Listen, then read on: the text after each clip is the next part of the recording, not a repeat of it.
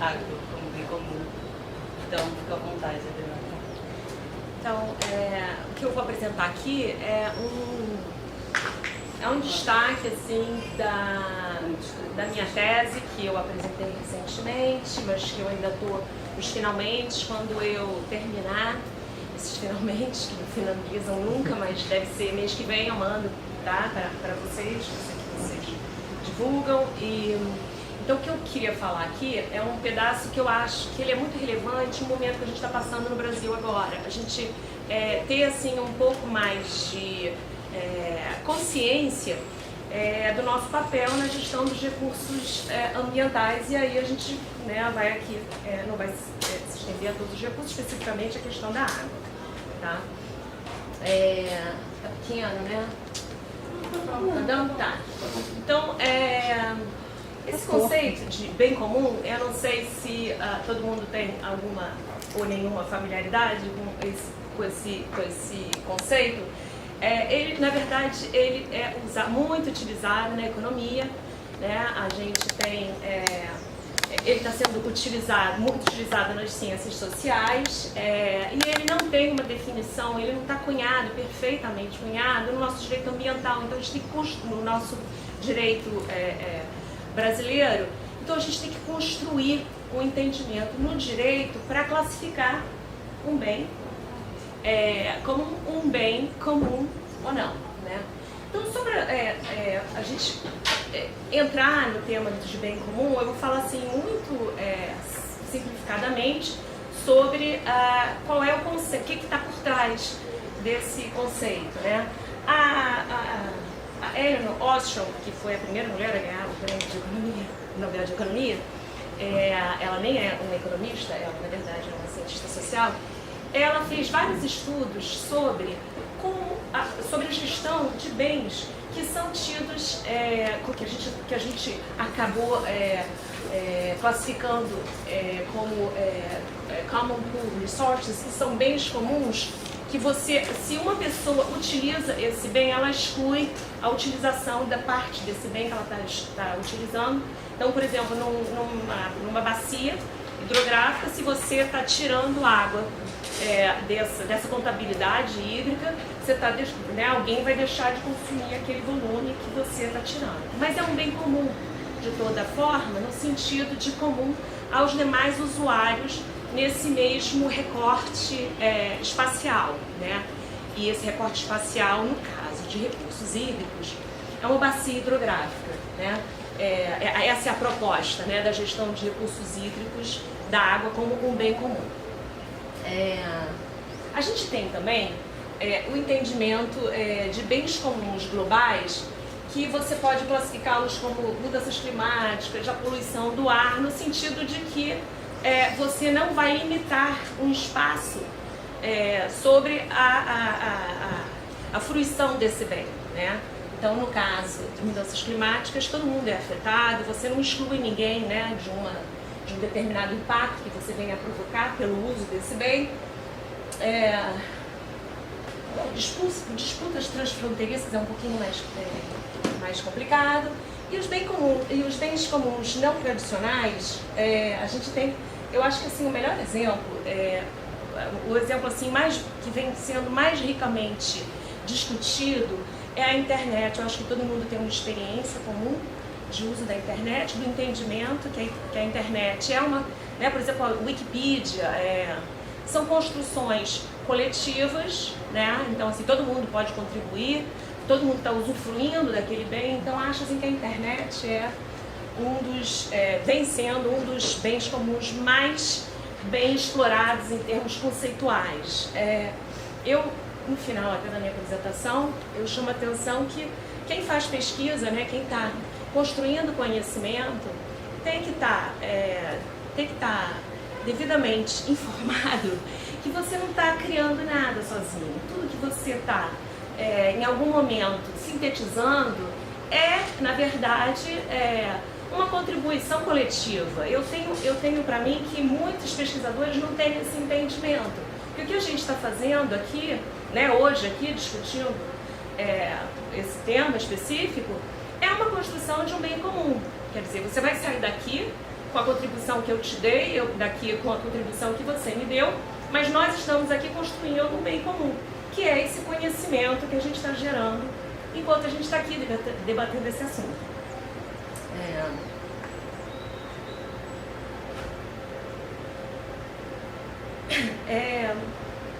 A água, agora, por que eu vou classificar a água como um bem comum?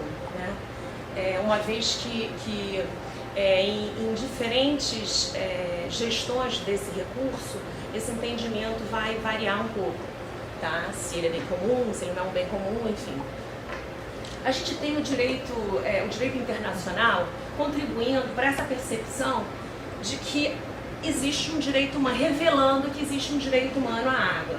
Né? Então você tem, lá desde 48, com aquela definição de quais os direitos humanos, né, daquela primeira declaração, que ela vem tendo diversas... você vem tendo diversos entendimentos sobre o que estava compreendido, então, naqueles direitos humanos da Declaração de 48. Você tem lá descrito o direito à dignidade, à vida, à saúde. Quer dizer, se você deixa uma pessoa sem água, alguns dias ela já não tem mais dignidade, ela não vai poder sobreviver, e muito menos ter saúde. Então a gente tem uma revelação, né, digamos assim, de que o direito de acesso à água faz parte desde sempre do direito humano, né? Então ele vem sendo revelado como um direito, quer dizer, não é um direito novo, né? É isso que eu acho que deve ficar, a gente deve ter essa consciência mais apurada de que se sem a água a pessoa não tem saúde, vida, é um direito humano. A água é um direito humano já reconhecido intrinsecamente nos demais direitos. Em 2002, a gente tem um comentário geral, número 15, do Comitê de Direitos Econômicos, Sociais e Culturais da ONU, que então reconhece explicitamente a água como um direito humano. A gente teve, na verdade isso aqui não é estanque, né? A gente teve assim uma construção desse entendimento ao longo de décadas, né? E assim, a coisa engatinhava na década de 70, quando a gente tem na Conferência das Nações Unidas do Mar del Plata que o direito ao acesso à água e a quantidade e qualidade para esse reconhecimento, né, de necessidades básicas. Apesar de ali você ainda está engatinhando nessa definição desse direito, tá? Mas enfim. E a partir de 2002 a gente então entende, o direito internacional entende e passa a ser assim uma soft law. Na verdade, esse reconhecimento ele começa a empurrar essa informação na elaboração de políticas públicas do Banco Mundial, quer dizer, deveria pelo menos, né? Não é bem verdade, mas você começa a impactar decisões em políticas públicas, né? Esse é o caminho da soft law do direito internacional. No Brasil, a partir de 88, a gente tem nossa Constituição passa a garantir, né, uma série de direitos que também delineiam esse direito humano à água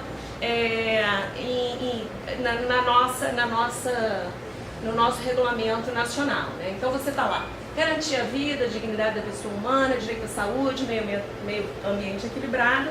Você está ali sem água, você não teria nenhum desses direitos.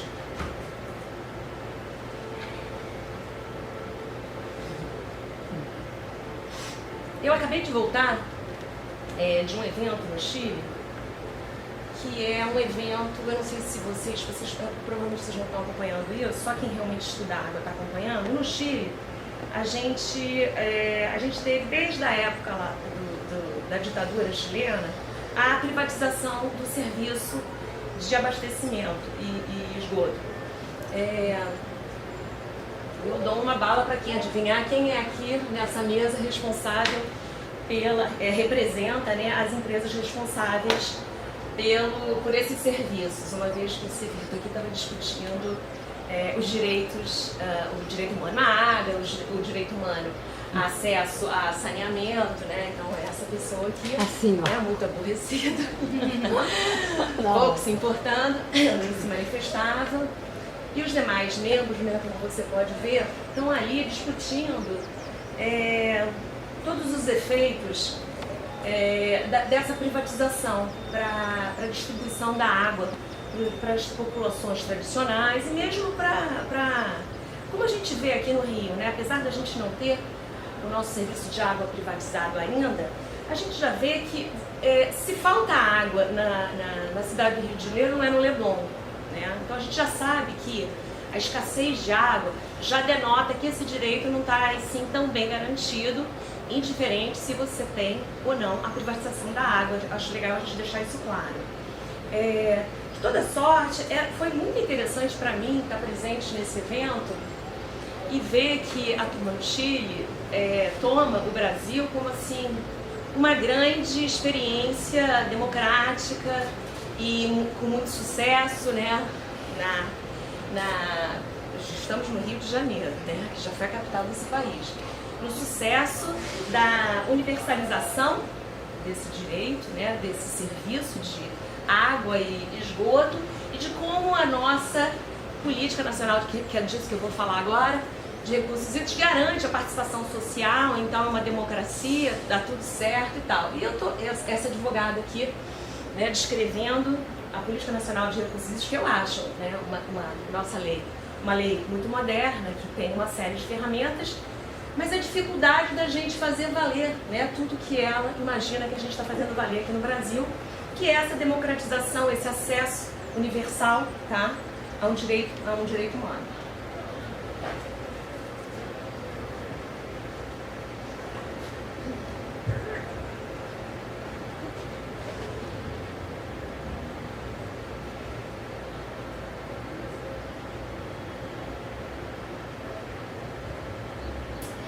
Interessante também que eu estou aqui fazendo a minha pesquisa e eu fui bastante até o Uruguai, mas aí a gente tendo assim, no meu caso específico, uma inspiração enorme nos hermanos que avançaram, que eu acho que eu estou fazendo na minha pesquisa o mesmo papel daquela advogada lá naquela mesa, né?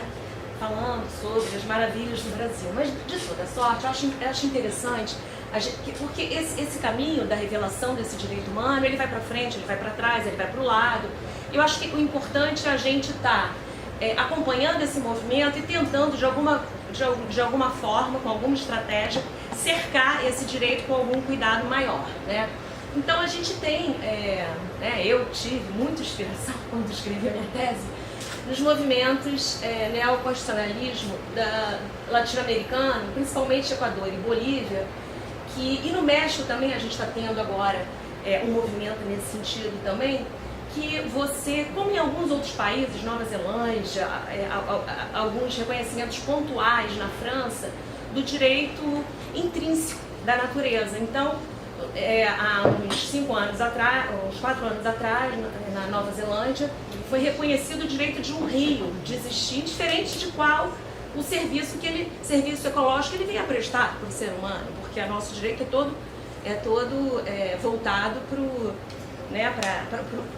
para a fruição humana da natureza, da qualidade do meio ambiente. Então, isso é um movimento que vai além do direito humano. Então, assim, é claro que isso é um avanço enorme. É claro que nessa reunião que eu tive lá, a gente vê que esse avanço ele é muito mais romântico do que a gente imagina, né? A gente tem o Banco Mundial que banca, né, as grandes obras de infraestrutura 100% focado, né, naquela política neoliberal de que a água é um recurso econômico que deve ser cobrada e que o ideal é que a gente privatize esse serviço porque é uma forma muito mais... E eu não entro aqui no mérito do serviço, por exemplo, a gente tem a SEDAI, né? A SEDAI ficou na mão de 4 governadores, todos eles presos hoje. E então, assim, é muito complicado a gente ficar tomando partido da questão da privatização do serviço. O que a gente está falando aqui, esse é o objeto da minha tese, não entra no mérito do serviço que leva a água até a população, e sim da água no recurso hídrico. Quem tem direito de tirar essa água, para que uso, a gente vai definir que essa água tenha, quanto vamos cobrar por essa água. A gente, em 2018, a gente teve o Fórum Mundial da Água aqui no Brasil. A gente teve uma participação incrível e bastante eficaz, inclusive. A gente tem acompanhado isso. Eu faço parte do Comitê da Baía da Guanabara. A gente tem a participação do Ministério Público na gestão de recursos hídricos agora, então a gente vê que esse avanço é uma coisa que realmente é efetiva, não é só uma declaração internacional. Então a gente teve a participação do Ministério Público no Fórum Mundial da Água, defendendo o conceito do indúbio pro água, que em decisões jurídicas no Brasil, e defendendo isso, né, numa carta internacional, que foi a carta que foi resultado, né, do Fórum Mundial, que você faça uma decisão favorável ao recurso hídrico. Se você tem dúvida se determinado impacto pode vir a inviabilizar, né, a existência daquele recurso, na dúvida que a decisão seja a favor do recurso hídrico.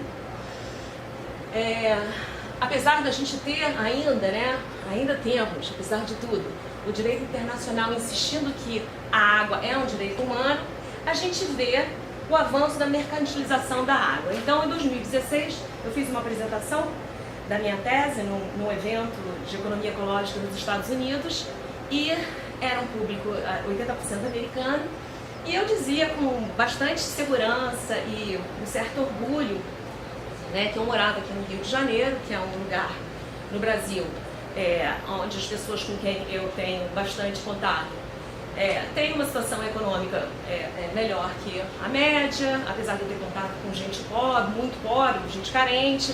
Então, que eu tinha um feeling assim que toda a nossa população, que o brasileiro médio entendia e sustentava a água como um direito humano, esse conceito. Então, nós sabemos que a água vai de graça para a Rocinha, né? Tem um duto que passa na porta da casa dos meus pais para levar uma água que não tem nem tarifa social, ela é de graça para a Rocinha. Isso nunca foi questionado, né? Mas agora não, agora a gente vê que há uma... E os americanos achavam isso absurdo, né? Porque eles têm um mercado de... Bom, tudo bastante variado, mas eu estava com um grupo de pesquisadores da Califórnia que estavam falando sobre o mercado de água da Califórnia, enfim.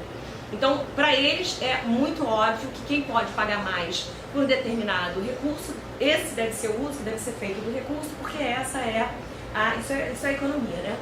A melhor apropriação daquele recurso. E a gente vê que no último ano a Agência Nacional das Águas, ela saiu do Ministério Público, isso foi concretizado agora, mas isso já era um movimento. Ela deixou de se reportar ao Ministério Público e hoje se reporta ao Ministério de Infraestrutura, agora eu já nem sei. Ministério do Meio Ambiente. Deixou de participar. Do Meio Ambiente. Deixou de se reportar ao meio ambiente e passou a se reportar, ligado, ao Ministério de Infraestrutura. Eu não sei nem qual é o nome desse ministério. Do interior. Acho que antigamente se chamava da cidade, desse era o movimento. Juntaram. Na época do Temer, a Agência Nacional de Águas iria para o Ministério da Cidade, que hoje é esse ministério que reúne uma série de Bahia, Rio Grande do Norte e Paraíba. Em algumas dessas políticas nacionais, políticas estaduais, é definida a água como um bem essencial à vida e como um direito de todos.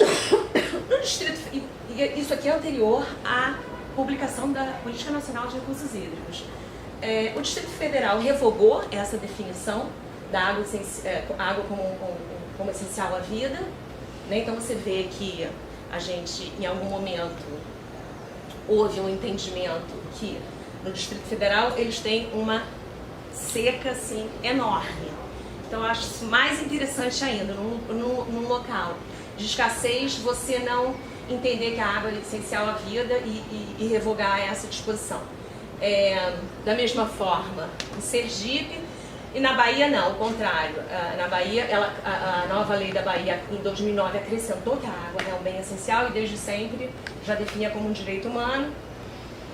Paraíba a mesma coisa. E aí a gente tem em 97, essas são as legislações estaduais anteriores à Política Nacional de Recursos Hídricos. A Política Nacional de Recursos Hídricos, em 97, ela então institui essa definição da água. Foi muito debatido se seria incluído ou não a água como um direito humano, e se optou por... isso aqui é quase um corta e cola de como havia sido definida a água em Mar del Plata, tá? Naquela, imagina, né? Bastante, década de 70. Como recurso limitado, bem de domínio público, dotado de valor econômico, e a garantia do uso múltiplo, né, a gestão da água garantindo o uso múltiplo, priorizado o consumo humano. Aqui, né, a gente teria consumo humano dos animais, algum respeito ao direito humano.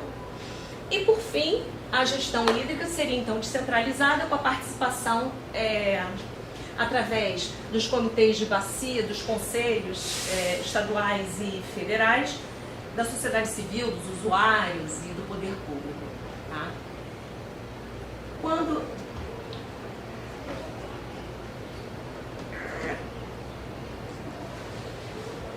Quando a gente avança nos demais estados, eu vou fazer assim um resumo disso mais adiante. A gente vê é sempre bom, né, a gente ver assim um agregado.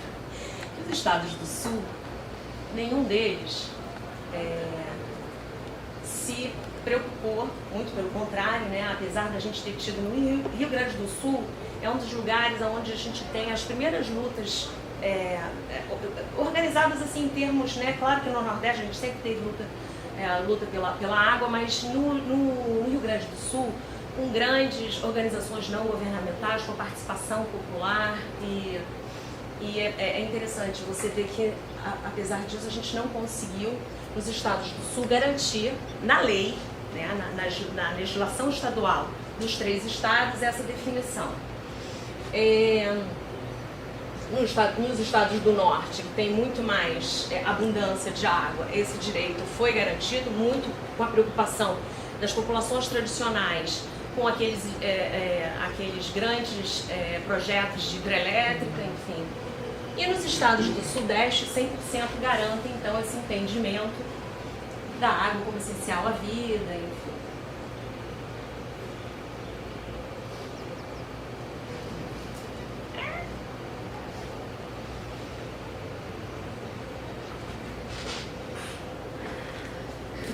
Aí voltando um pouco para como a gente imagina que deva ser então a gestão de um bem comum. A Ostrom, ela tem uma série de estudos com um recorte bastante específico, estudos sobre gestão de recursos naturais em espaços muito bem controlados, e a questão da escala é muito importante no estudo da Ostrom, mas a gente, se você estuda os casos dos sucessos de gestão de recursos hídricos brasileiro, você vê que se atém exatamente a esses princípios que a Ostrom observou, que costumam estar presentes quando você tem uma boa gestão de recursos hídricos, daquela forma como a gestão de recursos hídricos está definida na nossa política, que é com a gestão participativa, todo mundo sentando e decidindo junto o que fazer com esse recurso, o que não fazer, quem vai pagar, quem não vai pagar.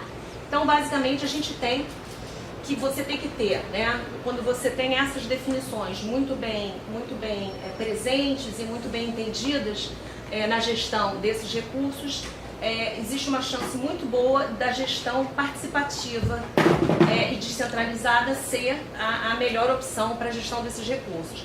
Então você tem a demarcação das fronteiras dos recursos do bem comum e dos seus utilizadores muito bem definida, que é como a gente tem na gestão de recursos hídricos. Você tem ou o recorte da bacia ou da subbacia, você sabe quem é a sociedade civil, quem é inclusive por decreto você define quem isso é interessante, né? Não é uma definição assim de quem é o usuário ele é definido até por decreto, enfim. E a gestão pública também tem lá os seus assentos definidos, tudo muito bem delimitado. Os utilizadores participam da definição, quer dizer, os usuários estão sentados à mesa para definir quem vai pagar, quanto vai pagar, quem vai levar água, quem não vai levar água, tudo isso está presente na gestão dos recursos hídricos pela Política Nacional de Recursos Hídricos. Ela é realizada, você mantém então bastante informação e transparência de quem está utilizando o que, pagando o que, e há uma ligação na gestão de recursos de menor escala com os de maior escala. Então você tem a gestão de recursos hídricos no Brasil, você tem as bacias hidrográficas ou subbacias conversando, aquela gestão conversa com os recortes maiores até chegar à Agência Nacional de Águas, que é o órgão que define, que está querendo definir cada vez mais, né, sobre a gestão, inclusive, de escalas menores, mas enfim, existe essa conversa. Ela está prevista no Sistema Nacional de Recursos Hídricos, que contempla ali que você vai ter uma conversa entre os diferentes entes, e a coisa mais ou menos tem realmente, ouvindo as experiências dos nossos vizinhos aqui latino-americanos, realmente você vê que tudo isso faz muita diferença quando falta. Quando está lá presente, você faz muitas críticas e avalia que é bastante difícil essa gestão, mas quando esses elementos não estão presentes, a coisa pode ficar bem pior, tá? Então a gente vê que quando você propõe a gestão da água, né, como um bem comum, e essa proposta da gestão de um bem comum, ela costuma, a gestão sustentável desse bem, essa proposta ela costuma estar alicerçada nesses elementos da gestão como é proposta, a gestão de recursos de bens comuns.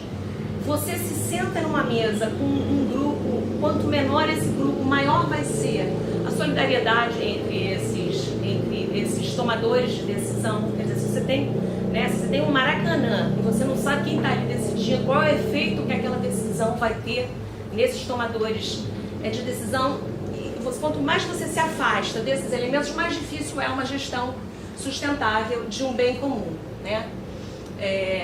A subsidiariedade, quer dizer, quanto mais perto você está do problema, melhor é o seu entendimento sobre esse problema e melhor e mais legítima vai ser a sua decisão sobre determinado tema.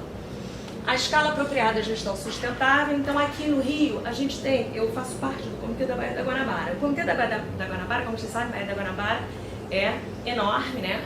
É o comitê que eu faço parte, eu represento uma associação de moradores, a Associação de Moradores do Alto Gávea. Então a gente percebe, quando a gente está sentadinho ali, na Lagoa Rodrigo de Freitas, com a Instituto Ipanema, né? Antônio também faz parte, com as ONGs que estão ali, a prefeitura, a gente só tem a Lagoa Rodrigo de Freitas só tem a Prefeitura do Rio como órgão responsável pela gestão ambiental. Então quando você tem assim, menos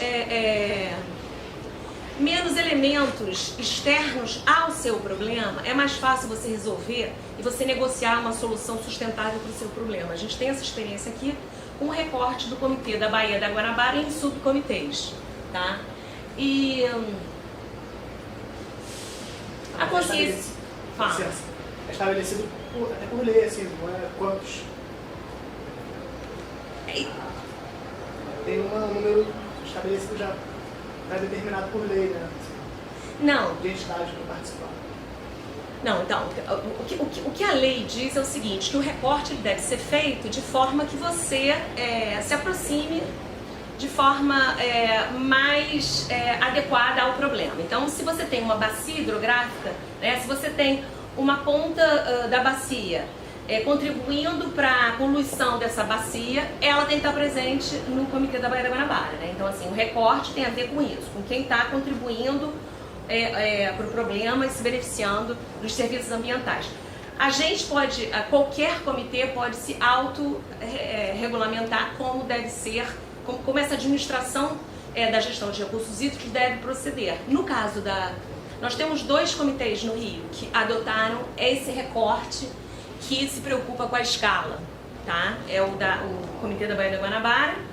Como ele definiu que seria, qual era a preocupação? É realmente uma preocupação geográfica. Alguém aqui faz geografia? Né? Então, quer dizer, como é que você vai cortar o Comitê da Baía da Guanabara? Você vai ter que, né, se você está fazendo gestão de recursos hídricos, você vai se preocupar, né? Então, a Baía da Guanabara realmente é enorme. Então, você vai pegar alguns rios, né, e vai fazer a bacia desses rios. No caso da Lagoa, a gente tem Rio Rainha, Cabeça, né? Você sabe, todos os rios de córnea que contribuem para a Lagoa, e não faria sentido eu botar todo mundo do Rio Rainha, que é a turma do Alto Gave, e não colocar ninguém do Rio Cabeças, que seria o Jardim Botânico, sentado na mesa para discutir Lagoa Rodrigo de Freitas. Então esse recorte ele é geográfico de alguma forma. Quando você está falando de gestão de recursos hídricos, você vai ter que, né, você vai ter que colocar ali na mesa quem contribui para a sub-região da Lagoa Rodrigo de Freitas. Né? E o que eu acho assim, minha crítica sobre a gestão de recursos hídricos, o que está faltando? Está faltando essa consciência dos atores que estão ali sentados, da titularidade. Eu não sei se você percebe isso, Antônio, mas as discussões ali, às vezes vêm de cima para baixo, né? Do INEA dizendo quanto a gente deve cobrar, quem deve pagar. Quer dizer, isso devia ser uma decisão, né? Que é assim que está previsto, essa é a construção da política pelos atores que estão ali sentados, não é um órgão ambiental. Quer dizer, acaba que a gente fica ali só chancelando decisão do INEA, né? Isso não é diferente, a gente está mudando isso, né? Quer dizer, existe um capital social sendo construído das pessoas que estão ali debatendo esse tema há décadas, né? Eu tô em comitê de Baía da Guanabara desde 2000, quando a gente criou o comitê da Lagoa Rodrigo de Freitas. Foi assim que começou a gestão de recursos hídricos aqui no estado do Rio de Janeiro. Então, assim, é estrada, né? Para você ter essa consciência, né? Sobre qual é a sua competência ali como membro do Comitê da Baía da Guanabara. E sobre a auto-organização. Por que eu vou fazer esse recorte do subcomitê? Porque a gente não está dando conta de discutir todos os assuntos da Baía da Guanabara, e eu não dou conta de dar palpite sobre as questões lá que Miguel levanta, de churume. Eu não tenho competência, eu não tenho informação, eu não tenho vivência naquele problema, né? Então, assim, a gestão sustentável de um bem tem muito a ver com a competência desses membros que estão sentados ali na mesa tomando essas decisões. Quer dizer, eu tenho competência para entrar no mérito das questões que o Miguel levanta sobre churume? Não. Então, eu acho que o subcomitê, Miguel é uma pessoa do comitê que está sempre trazendo questões bem complicadas, né, do leste, da Baía da Guanabara. Se cortou aquela região, que é a subcomitê leste, que são demandas muito complicadas. Sentam na mesa daquele subcomitê os pescadores que estão ali, né, recebendo churume, óleo. Então, assim, são pessoas que têm o dia a dia deles diretamente afetado por aquelas questões, e eles têm capacidade infinitas vezes, mesmo eu estando na academia, eu não tenho competência para avaliar as decisões que o subcomitê leste toma sobre aqueles assuntos locais, né? É disso que a Ostrom fala nos seus estudos sobre essas diversas experiências que ela acompanhou de gestão de recursos que podem ser considerados como bens comuns, respeitando esses elementos.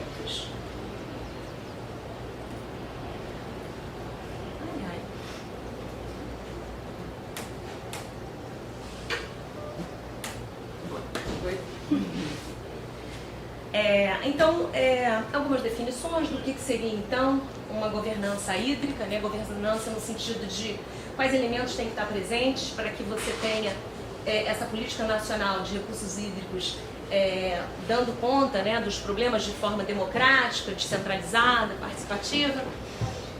Então, o que eu acho, assim, que pela minha experiência, né, desde 2000 nessa gestão descentralizada, é que não adianta, né, apenas você se ater o instrumento foi implementado e a gente está cobrando pela água no Rio, no estado do Rio. A cobrança pela água, ela foi instituída por lei pelo governador, porque ele tinha interesse em pegar um naco daquela cobrança. Ela vem sendo a cobrança pelo uso da água, né, que seria assim seria a competência mais mais poderosa, né, do Comitê da Baía da Guanabara, uma vez, dos comitês do Estado do Rio de Janeiro, uma vez que a gente não define sobre outorga, a gente só define quanto vai cobrar e de quem a gente vai cobrar. Se você não tem, né, uma perspectiva da participação social, se você não tem esses instrumentos sendo implementados e esses instrumentos sendo operados de forma efetivamente democrática, provavelmente você não vai ter uma gestão sustentável, apesar de você ter lá todos os elementos presentes para essa gestão sustentável, como a gente viu anteriormente. Então, por exemplo, no estado do Rio de Janeiro, o governador definiu, na época era a Rosinha, definiu quanto seria a cobrança, que a cobrança ia ser no estado todo. Quando houve a crise, há 2 anos atrás, o valor da cobrança foi sequestrado, arrestado, quer dizer, da mesma forma como se impõe, né, aquele instrumento, ele deixa de valer porque não tinha, né, capital. Esse é meu entendimento, era capital social para garantir que aquele dinheiro não fosse arrestado, sequestrado, enfim, em qualquer momento de crise. A forma como os instrumentos da política nacional são implementados, né, e operados tem que fazer parte dessa perspectiva de gestão de recurso de um bem comum, né? Se você não respeita esses elementos, né, anteriormente descritos, não é porque a gestão é descentralizada que você vai garantir a sustentabilidade e todos os benefícios, né, de uma gestão. Posso fazer? Pode, claro. Você está falando, uma dúvida assim, como é que você vê isso? Se o comitê, se tem a participação de todo mundo ali decidindo sobre a cobrança. Cobrança. Uhum. Não sei se vocês definem também a tarifa. A cobrança. Tá, então, corre um risco, assim, se os próprios usuários definem a cobrança, da cobrança ser definida num valor abaixo? Sim, é o que acontece. Porque os usuários, né? Qual é o maior usuário do estado do Rio de Janeiro? A SEDAI. SEDAI. Então, podemos acabar o assunto aqui, né? Então, a SEDAI está lá sentada, ela é um braço do governo do estado, e INEA é outro braço do governo desse mesmo estado, e ela define, vai ser X, dá pra gente pagar esse valor, tá tranquilo. Outra coisa, no estado do Rio de Janeiro passou uma lei, MINC inclusive, que definia que 70% da cobrança, tá,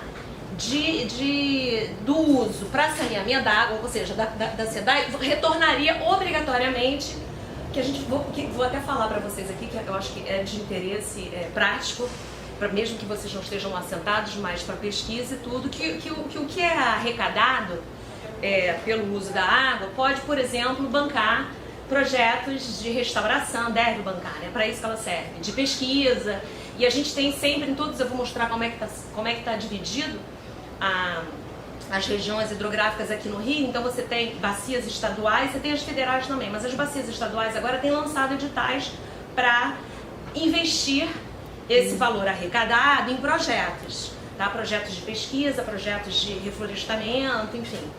Só que 70% do que você, por uma lei que passou, quer dizer, isso usurpou a competência do comitê dos comitês, que obrigatoriamente 70% do que foi cobrado do setor de saneamento tem que voltar para o saneamento.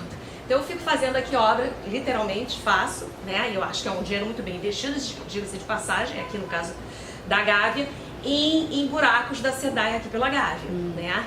Dinheiro que eu arrecadei, que eu devia estar, né, retornando para melhorar a qualidade da faixa marginal, né, da APP, RIPAR, enfim. E eu vou fazer obra de esgotamento sanitário na Lagoa, de um projeto que era da prefeitura, a SEDAI não quer, a gente faz, tá? Então, assim, é um absurdo, tá? É um absurdo. Mas eu queria que vocês ficassem ligados, eu vou ver se eu consigo manter vocês atualizados, te alimento, desses editais, que eles são super importantes, o que sobra, né? O que sobra, a gente consegue fazer uns projetos super interessantes. Vocês podem também participar da definição de que projetos são esses que o Comitê da Baía da Guanabara vai bancar, né? A gente tem aqui um integrante da PUC que participa do Subcomitê Lagoa Rodrigues de Freitas. Eu era até o biênio passado, eu era suplente da PUC lá no comitêzão, que é o Comitê da Baía da Guanabara. Só que a gente agora optou por fazer essas decisões em subcomitês. Então, eu acho que assim, é muito importante a gente ter a academia presente, porque a gente tem projetos bem interessantes que podem ser bancados com grana de cobrança, o que sobra, né? Aqui, eu vou passar isso, que é como é a gestão, né? Que a gestão, nós temos, né, as três instâncias federais. Então, quais são as regiões hidrográficas, como o rio está recortado, né? Então, nós temos 9 comitês, tá? Eu faço confusão porque Paraíba Médio, eu vou ter que ler, mas eu vou mandar isso para vocês por escrito, para vocês ficarem ligados. Inclusive, saindo editais, eu mando também para você divulgar para o pessoal até PIBIC. Cada edital tem a sua especificidade, tá? Então você tem o rio, o comitê mais rico, digamos assim, é o Guandu. O Guandu tem muitos projetos incríveis de recuperação florestal. O PSA mais rico do estado do Rio todo é ali na região Guandu. Essa aqui é a nossa região 5, ela vai até Maricá. Enfim, eu vou mandar elas todas. Às vezes vocês têm algum projeto em uma dessas bacias e fiquem ligados então nos editais. Tá aqui os nomes. Então você tem. Não, esse meu subcomitês. Ai, gente, não vou conseguir ler, mas enfim, eu vou. Baía da Guanabara, desculpa. Não, Baía da Ilha Grande. Baía da Ilha Grande é o comitê mais novinho, ele está engatinhando, ainda não tem cobrança, mas é muito pouquinho, mas tem uns projetos bacanas, tá? Que às vezes a Ana também manda dinheiro para os comitês terem projetos juntos com a Ana. A Ana tem uns projetos bacanas com a Ilha Grande. Guandu, que é o comitê mais rico. Médio, Vale Paraíba do Sul, Piabanha, Baía da Guanabara. São João também tem os projetos. São João está aqui. Dois Rios está aqui. Não, São João está aqui, Dois Rios está aqui. Macaé e Baixo Paraíba do Sul. Tá? Além desse recorte, você ainda tem os comitês federais que também estão aqui no Rio, que também tem grana. O CEIVAP, principalmente, é o comitê da Paraíba do Sul, que tem bastante grana e tem uns projetos bem interessantes. Como é que está recortado? Então, as representações, a PUC está representada aqui na Lagoa Rodrigo de Freitas. Quem vai é até um professor da Química, Luiz Teixeira. Está o nome do Guanás, mas quem vai é o Luiz. Luiz Teixeira? É Teixeira? Luiz. Desculpa. Você Luiz. falou em Teixeira, eu acho. Desculpa, Será que ele Luiz. não esqueci o nome. é É da Química. Tem certeza? Tem. Eu acho que é da engenharia. Eu acho que é Da civil. Não. É da metalurgia, não é não? Pode ser que ele seja da metalurgia, porque vocês... É verdade. Inclusive ele é português, mas com sotaque. Mas com sotaque bem... E a gente tem muito projeto proposto, pelo menos, né, Antônio? Os projetos estão propostos. Eu não sei se eles vão se materializar ou não com Roosevelt, com educação ambiental, né? Aqui na nossa área do Rio Rainha da Gávea. Mas o Roosevelt não participa do subcomitê. Quem participa é o Luiz. É o Luiz Alberto, será que não é o Luiz Alberto? Esse é o da problema com o nome, metalurgia. gente, mas... Luiz Alberto. Luiz, Deve desculpa. ser. Eu Tá. sei que eu trabalho com essa coisa. Ele é da metalurgia. É. Ele é da E ele metalurgia. até mandava os alunos dele assistirem às minhas aulas de pós-graduação no meio ambiente. Tá. Eles mandava sempre para mim os alunos dele. Então, assim, um resumo sobre como que a nossa legislação, se ela reconhece, não. Eu considero que sim, a legislação brasileira reconhece a água como um direito humano e nesse sentido, um bem comum, que a política nacional prevê os elementos necessários para essa gestão, apesar de a gente ter, na prática, algumas dificuldades, mas eu vejo que essas dificuldades, né, nós estamos anos-luz à frente dos nossos irmãos, apesar de toda a inspiração que eles nos emanam, mas que está muito difícil. A questão das águas no México, Colômbia, super difícil, está terrível. E no Chile, assim, a privatização... A gente já teve a luta da água com algum sucesso na Bolívia, e eu acho que a coisa agora vai piorar bastante, né? A gente tem assim, umas hidrelétricas removendo populações tradicionais onde nunca houve, sabe? Então assim, a coisa está avançando negativamente. Gestão participativa, gestão descentralizada, flexibilidade para adaptação à escala adequada, que é o nosso caso, das sub-regiões. Enfim, eu agradeço a presença de vocês. Como eu falei lá no começo, né, as nossas pesquisas, elas são uma construção comum, coletiva, e podem ser também consideradas um bem comum.